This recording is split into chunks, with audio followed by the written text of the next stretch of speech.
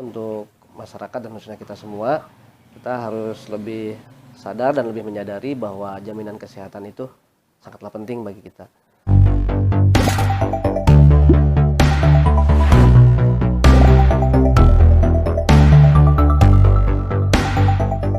Assalamualaikum warahmatullahi wabarakatuh. Sahabat Kosum TV, dalam hal ini hari yang bahagia, kita akan ngobrol-ngobrol yang bisa memberikan edukasi dari pihak Rumah Sakit Umum Sumedang. Di samping saya ini ada Pak Eli dan Humas, yang mungkin sebagian banyak orang lebih mengetahui lah, namanya Bapak Rudi. Nah, dalam hal ini kita akan ngobrol-ngobrol terkait dengan pelayanan BPJS di masa pandemi, karena BPJS kesehatan ini tidak bisa memberikan pelayanan secara tatap muka. Pada intinya ini merupakan satu permasalahan mungkin bagi para peserta BPJS. Ketika datang ke sana, ke BPJS Kesehatan tidak diterima karena tidak bisa tatap muka. Akhirnya pihak BPJS bisa menunjuk dan memberikan SK. Nah, kebetulan ini yang ditunjuk Pak Eli ya Pak? Ya. Dan kebetulan juga nih Bapak Humasnya nanti akan banyak membantu informasinya lebih jauh. Oke, Pak Eli mohon diperkenalkan dulu ya. Siap Pak.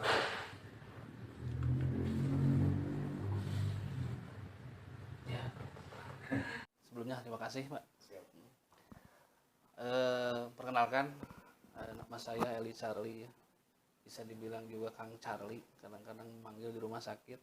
Saya sebagai salah satu staf di Rumah Sakit Umum Sumedang yang secara kebetulan mendapatkan SK sebagai petugas PIC PIPP BPJS, atau lebih disederhanakannya penyambung lidah ke pihak BPJS, Ke pihak peserta. Ke pihak dari peserta ke pihak BPJS langsung. Karena di masa pandemi, karena tidak adanya pelayanan tatap muka di kantor BPJS. Mediator ya. Ya bisa dibilang gitu. Tapi mediator yang resmi gitu. Nah, Satu lagi, mohon nanti Pak, diperkenalkan dulu Pak. Assalamualaikum warahmatullahi wabarakatuh. Mungkin udah kenal sih ya. Saya belum tahu Pak. Mohon maaf nih Pak Dadi dari Konsum, mungkin ada dari karyawan juga yang sebagai PIC BPJS, Pak Eli Charlie. Nama saya Rudi ya. Rudi apa nih? Rudianto lebih jelasnya. Mungkin sekarang dikasih amanat alhamdulillah sebagai humas yang tentunya untuk menjembatani juga ya, memfasilitasi antara masyarakat yang berkepentingan pelayanan ya, kepentingan pelayanan kepada rumah sakit. Mungkin itu. Saya tunggu dulu nih dengan Bapak Rudi. Saya beralih dulu ke Pak Eli yang memang dalam hal itu topik dari kaitan ini gitu, BPJS. Di sini ada yang namanya apa, BPJS PBI ya, artinya penerima bantuan iuran non aktif. Itu apa maksudnya?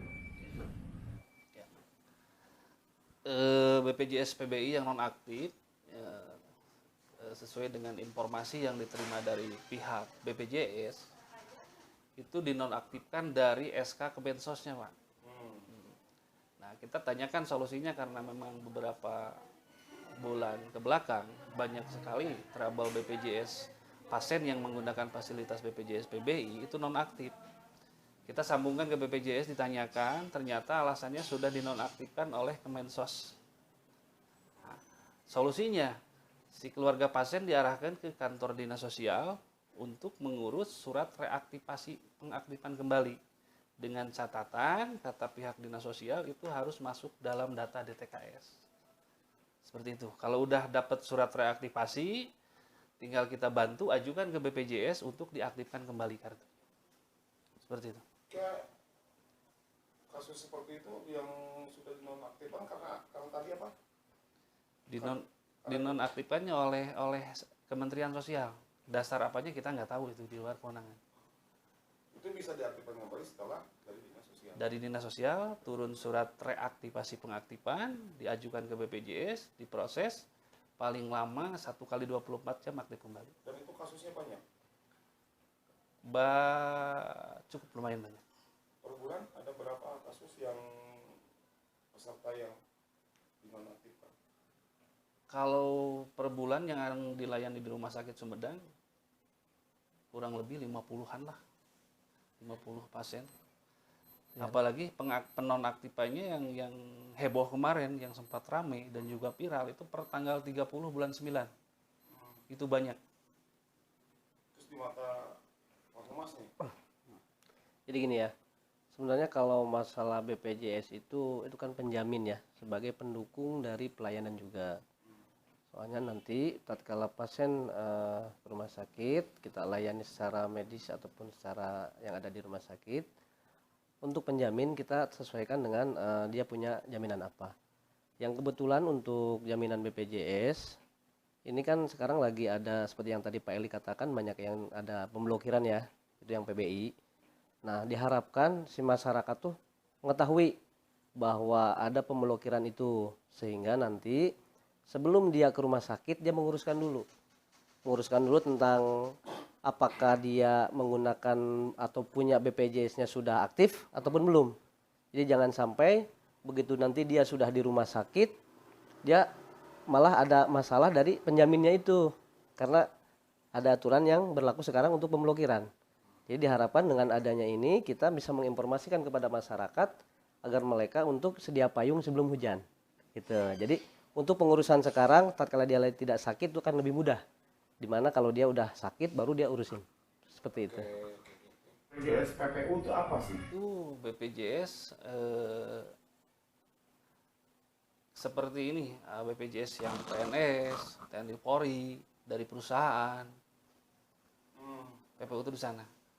Lebih ke pegawai. Tuh. Kalau PBI di luar pegawai. Di luar itu penerima bantuan. Kalau dulunya istilahnya Jamkesmas lah kalau dulu. Apakah ada yang dinonaktifkan PPU? PPU selama ini yang pernah kita temukan di sini itu kebanyakan dari pensiunan. Yang dinonaktifkan. Yang dinonaktifkan dengan alasan karena sebetulnya sih kalau dikejar itu memang banyak kesalahan dari pesertanya sendiri. Karena begitu pensiun itu tidak lapor ke BPJS. Ya kan kalau pensiun itu kan harus lapor, nanti BPJS-nya on lagi. Oh, jadi para pegawai pemerintah lah intinya, Tuh. mau BUMD, mau aparat, mau dari kepolisian, TNI ya seperti Ya. itu. Ketika pensiun, jadi intinya harus melaporkan itu. Lapor ke BPJS. Biar masa pensiunnya gitu, BPJS-nya diupdate terus. Ya. Oh. Oke. Berarti banyak juga ya yang begitu, Pak? Cukup banyak lah. Kebanyakan pensiun-pensiun yang usianya udah di atas 80 ke sana biasanya. Oh. Oke. Terus bagaimana dengan BPJS PBPU itu, Pak?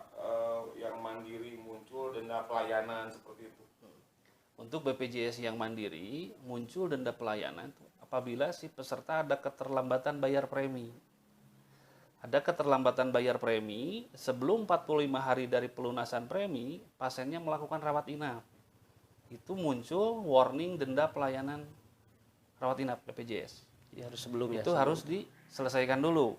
Kalau dendanya tidak terbayar, nanti jaminan si dari BPJS-nya tidak akan keluar. Jadi dianggapnya pasien umum. Seperti itu. Jadi, ada denda ya? Ada. Muncul warning denda. Berapa persen 5%. dendanya itu? Perhitungan dendanya itu 5% dari perkiraan klaim inasi bijis BPJS dikali jumlah bulan tertunggak maksimal 12 bulan. Besar juga ya, Pak ya? Besar. Dihitung dari klaim inasi bijis diagnosa pasien. Banyak yang sudah ini pantauan Laudi selama jadi humas. Ya mungkin ada juga, cuma mungkin mereka karena tidak tahu dan informasi sih ya, yang ditekankan itu kita informasi ke masyarakat. Kadang-kadang masyarakat tidak tahu karena kurang informasi ataupun bahkan karena kurangnya dari sosialisasi dari kita ataupun dari pihak lain terkait untuk mensosialisasikan masalah ini. Mungkin itu ya, makanya ini dengan kegiatan ini mudah-mudahan masyarakat akan lebih tahu dan lebih paham nanti ke depan seperti apa. Seperti itu. Sulit nggak sih Pak untuk bisa memiliki BPJS Kesehatan? Kalau udah tahu langkah dan caranya enggak sih. Apalagi jadi sekarang dengan apa zamannya teknologi, cukup pegang HP, registrasi via WA, selesai. Apa sih? PPU itu BPJS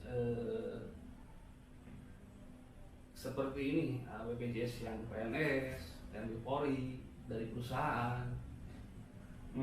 PPU itu di sana. Lebih ke pegawai. Betul. Kalau PBI di luar pegawai. Di luar, itu penerima bantuan. Kalau dulunya istilahnya jam kesmas lah. Apakah ada yang dinonaktifkan PPU? PPU selama ini yang pernah kita temukan di sini itu kebanyakan dari pensiunan. Yang dinonaktifkan. Dinonaktifkan dengan alasan karena sebetulnya sih kalau dikejar itu memang banyak kesalahan dari pesertanya sendiri. Karena begitu pensiun itu tidak lapor ke BPJS. Ya kan kalau pensiun itu kan harus lapor, nanti BPJS-nya on lagi. Oh, jadi para pegawai pemerintah lah intinya, mau BUMD, mau aparat, mau dari kepolisian, TNI, ya seperti itu. Ketika pensiun, jadi intinya harus melaporkan itu. Lapor ke BPJS. Biar masa pensiunnya itu masih BPJS-nya diupdate terus. Oh, oke. Berarti banyak juga ya yang begitu, Pak? Cukup banyak. Kebanyakan pensiun-pensiun yang usianya udah di atas 80 ke sana. Oh, oke. Terus bagaimana dengan BPJS PBPU itu, Pak, yang mandiri muncul denda pelayanan seperti itu? Untuk BPJS yang mandiri muncul denda pelayanan apabila si peserta ada keterlambatan bayar premi. Ada keterlambatan bayar premi sebelum 45 hari dari pelunasan premi, pasiennya melakukan rawat inap. Itu muncul warning denda pelayanan rawat inap BPJS. Itu harus diselesaikan dulu. Kalau dendanya tidak terbayar, nanti jaminan si dari BPJS-nya tidak akan keluar. Jadi dianggapnya pasien umum. Jadi ada denda ya? Ada. Muncul warning denda. Berapa persen 5%. dendanya itu? Perhitungan dendanya itu 5% dari perkiraan klaim inasibijis BPJS dikali jumlah bulan tertunggak maksimal 12 bulan. Besar juga ya, Pak? Bisa. Dihitung dari klaim inasibijis diagnosa pasien. Banyak yang sudah ini pantauan baru di selama jadi humas. Mungkin ada juga, cuma mungkin mereka karena tidak tahu dan informasi sih ya, yang terangkan itu kita informasi ke masyarakat. Kadang-kadang masyarakat tidak tahu karena kurang informasi ataupun bahkan karena kurangnya dari sosialisasi dari kita atau dari pihak lain terkait untuk mensosialisasikan masalah ini. Gitu ya, makanya ini dengan kegiatan ini mudah-mudahan masyarakat lebih tahu dan lebih paham nanti ke depan seperti apa.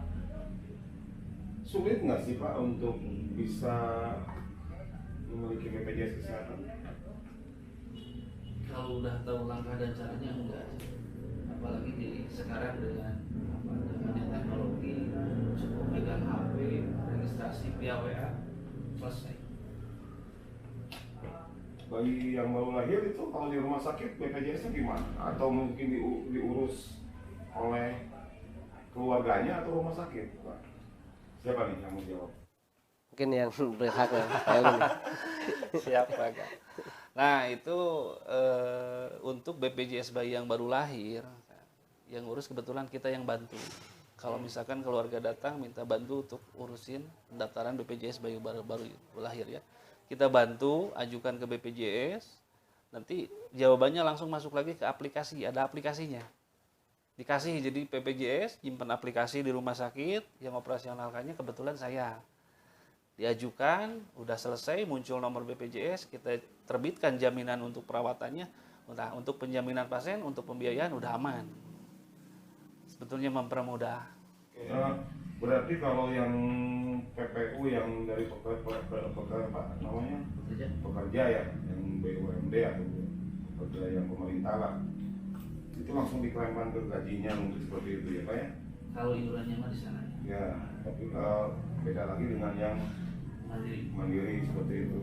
Nah, untuk yang mandiri, yang BPJS, PPPU istilahnya atau mandiri, makanya untuk pendaftaran saat ini untuk menghindari munculnya denda itu sistemnya auto defer. Nah kembali lagi ke masalah PPU yang tadi yang pekerja itu klaimnya berapa banyak sih satu keluarga? Untuk pekerja, satu orang suami itu bisa mengklaim satu orang istri dan 3 orang anak. Itu kaperan, kalau perusahaan kaperan perusahaan, kalau PNS kaperan dinas terkait. Gitu. Kalau PNS ya. Tuh. Kalau misalkan 5 anaknya, Nah yang satunya masuk PBPU mandiri, daftarin mandiri. Nah nanti bisa disuit apabila anaknya yang misalkan nomor 1 nih udah tidak masuk lagi tanggungan, bisa dioperkan. bisa dioperkan. Bisa Dia dioperkan. udah 21 tahun ya kuliah Ya, mungkin 21 tahun ke atas dengan catatan tidak kuliah itu kan udah tidak masuk tanggungan, itu dikeluarkan dari tanggungannya. Nah anak yang yang kecil yang nomor satu masuk. 4-nya bisa ditaikan. Oke Pak, ini juga ya apa namanya kasihan ya kepada peserta dalam kondisi ya udah memang pandemi, terus kesulitan ini itu, terus ditambah-tambah BPJS nggak bisa memberikan pelayanan karena mungkin pandemi itu, karena mungkin ya COVID ya Pak Rudi ya seperti itu ya, yang akhirnya beban juga kepada rumah sakit ya Pak, seperti itu Pak. Tidak apa, Bukan beban sih mungkin karena tanggung jawab mungkin ya. tanggung jawab. Tanggung jawab apa Pak? Ya tatkala ada masyarakat yang memerlukan bantuan tentang penjamin ya itu sebagai bagian dari tugas saya juga. Terus kaitan dengan penjaminnya gimana? Keterkaitan dengan penjamin. Jadi gini, untuk peserta ke depan yang mempunyai BPJS, jadi saya harapkan itu semua leading sektor yang berhubungan langsung dengan masyarakat tolonglah bantu bareng-bareng. Jadi baik dari keterkaitan desa, nah itu bisa menginformasikan kepada masyarakat dengan program-program yang sekarang, contoh yang PBI ada pemblokiran, nah itu minimal masyarakat tahu. Jadi mana dia datang ke rumah sakit, dia sudah tahu bahwa dia itu penjaminannya itu aktif.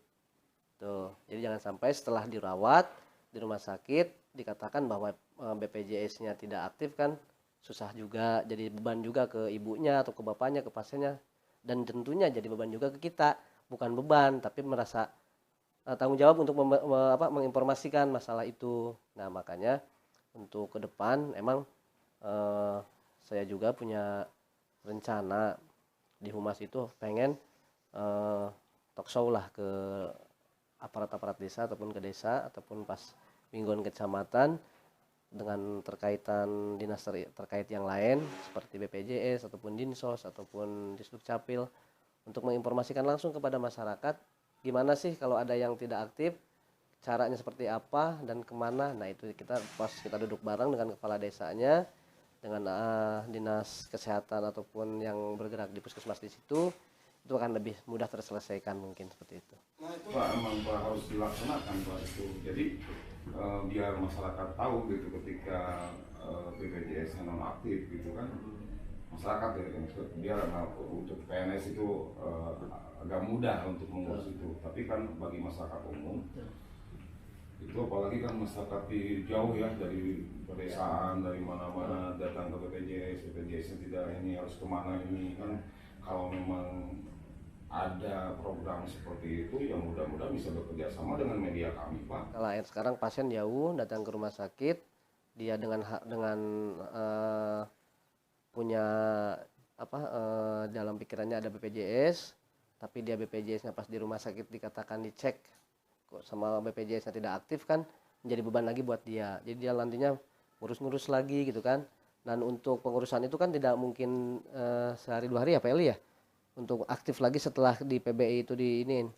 Nah itu kan bisa menjadi untuk ini nih, untuk sekarang dirawat yang pada saat itu masuk itu bisa menjadi beban juga bagi mereka gitu kan. Dan kami juga rumah sakit ya bisa membantu mereka dalam hal yang lain gitu loh.